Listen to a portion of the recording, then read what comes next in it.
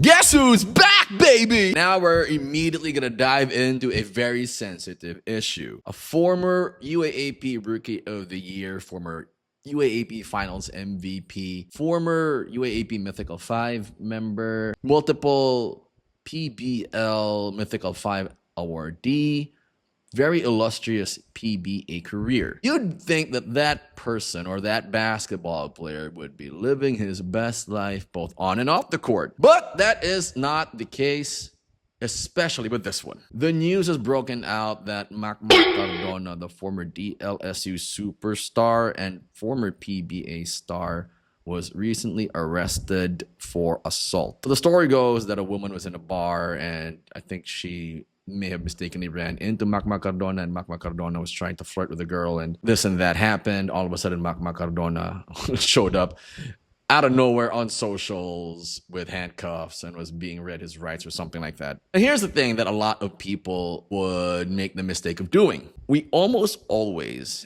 natural human beings as we are, we almost always tend to look at all the good that that person has done and eviscerate all that for one or two things that that person may have done as bad. Now, we don't normally want to do that, and this might be one of those instances where it might not be a mistake. Simply put, because Mac Cardona, this was a mistake that could have easily been avoidable, and it also could have been a mistake that did not need to happen. And lastly, I guess the whole world would be able to forgive him somehow if it was the first time. This isn't the first time that Mac Cardona has had this problem, folks. It has actually happened a couple of times already. Now, should the world somehow find it in themselves to forgive Mac Cardona? I believe so. Even after this incident, we can probably expect Mac Cardona to be hooping somewhere after his jail time or whatever sentence he may be given. But the problem will always be that this will haunt and follow Mac Cardona wherever he goes. Will he recover from it and still be known as Captain Hook? In my opinion, he won't be.